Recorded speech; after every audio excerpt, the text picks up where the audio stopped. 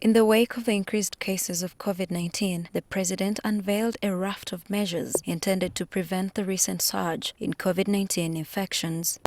Public transport operation was restricted to intra-district movements, while those seeking to move outside their districts have up to 10th June before such transport is suspended for the next 42 days. We visited several bus terminals around the city and found increased adherence of the standard operating procedures, although demand for travel was also quite high. Since morning starting from 5, passengers were many, people are traveling, and most of them are fearing that after like 1 week there will be a total lockdown. The bus operators say they were still recovering from the losses incurred in the first lockdown, but this will only make it worse, requesting the president to reconsider his deadline.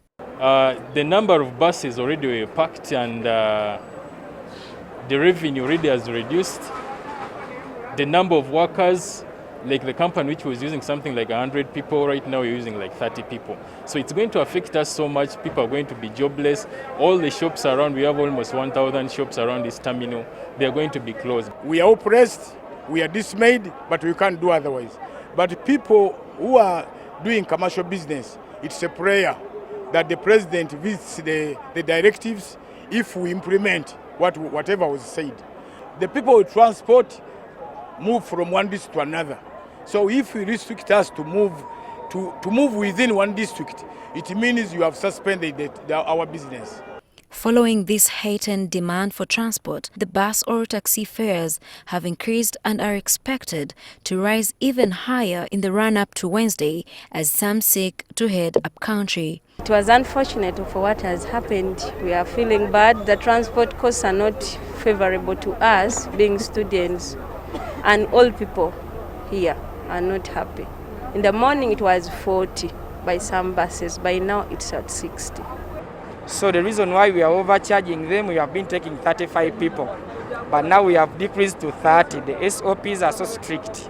That's why we are charging we have been charging 40, but now we have gone to 60. Because the bus, once it goes, it is not bringing any people to Kampala, and the fuel is too high.